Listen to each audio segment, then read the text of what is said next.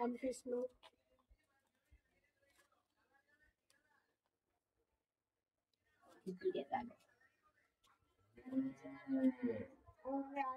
পয়লা বৈশাখে ক্যালেন্ডার আসবে, মিষ্টির প্যাকেট আসবে।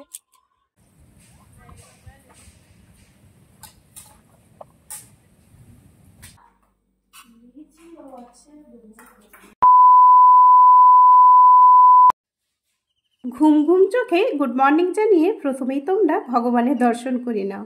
সৌমেনের সারাদিনের আরও একটি নতুন দিনে তোমাদেরকে ওয়েলকাম জানিয়ে দিনটি শুরু করলাম। আজকে টাইটেল আর থাম্বনেল দেখে নিশ্চয়ই তোমরা বুঝতে পেরে গেছো ভিডিওটি কি হতে চলেছে। তাই তোমাদের প্রত্যেকের কাছে একটাই অনুরোধ রইল, কেউ ভিডিওটি স্কিপ না করে শেষ পর্যন্ত দেখো। আশা করি আজকের ভিডিওটি দেখতে তোমাদের বেশ ভালো লাগবে। নতুন বছরে মিষ্টির প্যাকেট পেতে যেমন আনন্দ লাগে, তেমন নতুন নতুন ক্যালেন্ডার পেতেও কিন্তু আমার বেশ আনন্দ লাগে।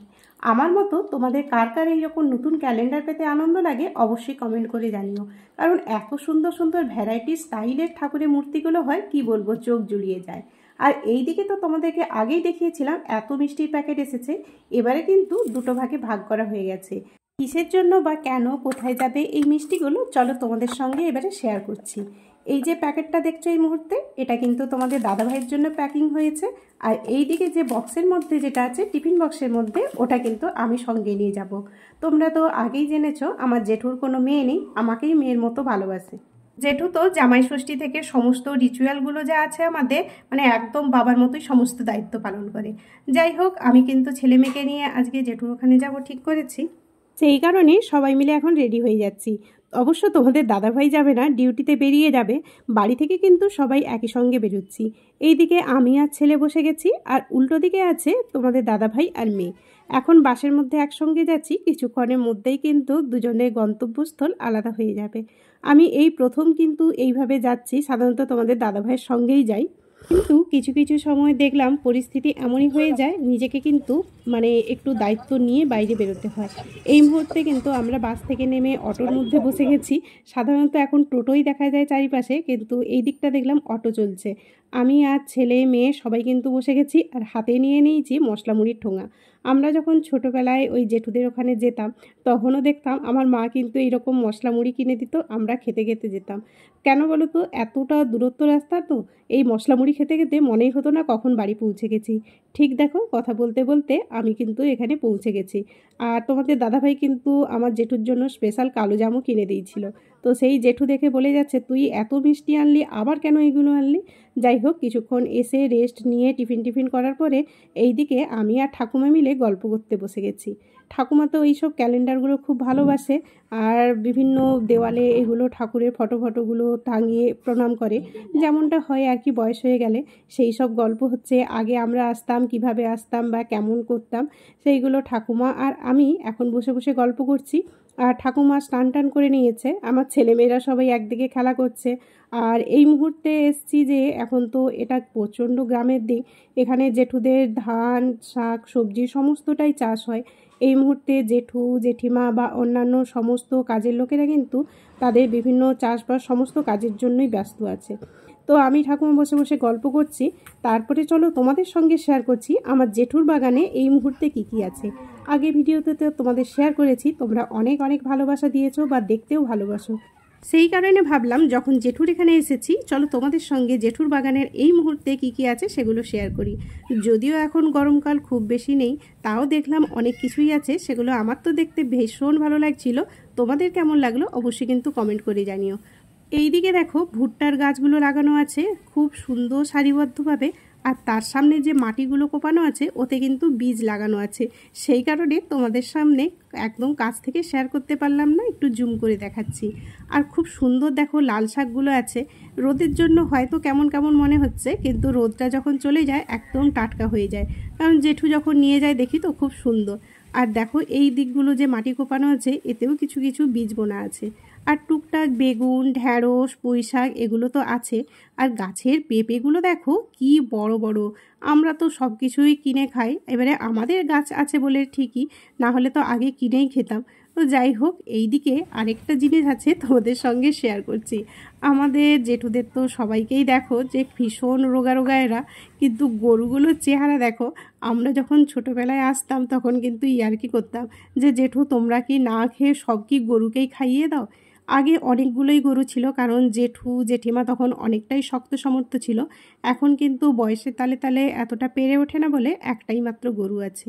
খুব সুন্দর ওয়েদার নিয়ে বাড়ি থেকে বেরোলাম, কিন্তু আস্তে আস্তে কিছুক্ষণের মধ্যেই দেখলাম আকাশটা দেখো একদম ঘুটঘুটে কালো অন্ধকার হয়ে আসছে।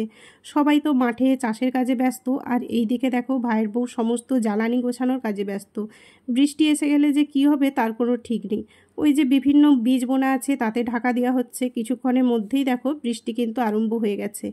এত ঝড় হচ্ছিল দেখো, গাছের ডালপালাগুলো দেখলেই কিন্তু তোমরা বুঝতে পারবে। আর এই দিকে জেঠুরা গেছে কিন্তু মাঠে ধান কাটার জন্য, মানে মেশিন দিয়ে ধানটা কাটা হচ্ছে, সেইগুলো কিন্তু আরও লোকজন যে আছে তারাই কিন্তু বস্তার মধ্যে ভরে নিচ্ছে। আর জেঠু জেঠিমা সব কিছু দেখভালের জন্য গেছে। আমি জুম করে দেখাচ্ছি, ওই যে দেখতে পাচ্ছ সাদা রঙের যে মেশিনটা চালু হয়ে গেছে, তারপরেই কিন্তু বৃষ্টি এসছে, আর মেশিনটা থামানোর কোনো উপায় নেই।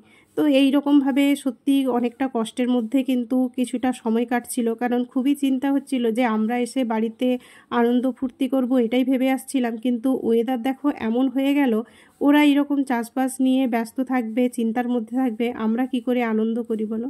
তো যাই হোক, কিছুক্ষণের মধ্যে সমস্ত কিছু কিন্তু ক্লিয়ার হয়ে গেছিলো। আর এই দিকে এই দু বোন কীরকম ঝগড়াঝাটি করে যাচ্ছে তোমরা একটু শোনো।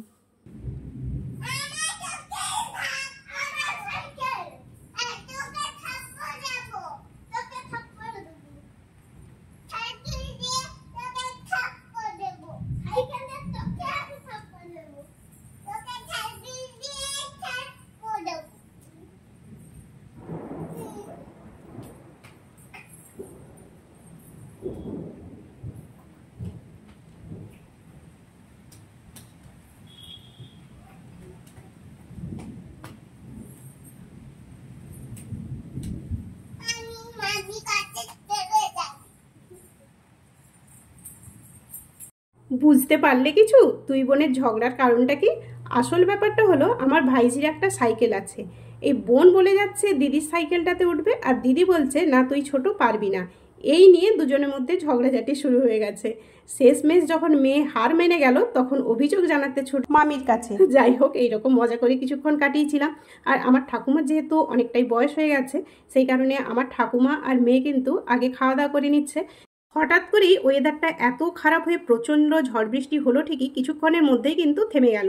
এই মুহূর্তে ঝড় বৃষ্টি সমস্ত থেমে গেছে, তারপরে কিন্তু সবাই মিলে খাওয়া দাওয়ার পরে আমরা কিন্তু একটু রেস্ট করে নিয়েছিলাম। তারপরে এই মুহূর্তে বিকেলবেলা রেডি হব বাড়ি বেরোনোর উদ্দেশ্যে। ওয়েদারটা শুধু দেখো, মানে কেউ তো আমাদেরকে ছাড়তেই চাচ্ছিল না, বিশেষ করে আমার দুটো ছোট বাচ্চা আছে। তো আমি বললাম কোনো ব্যাপার নয়, কোথাও তো হেঁটে যাব এরকম কোনো ব্যাপার নয়, সবটাই গাড়ির মধ্যে যাব, কোনো কিছুই হবে না, তুমি চিন্তা করো না।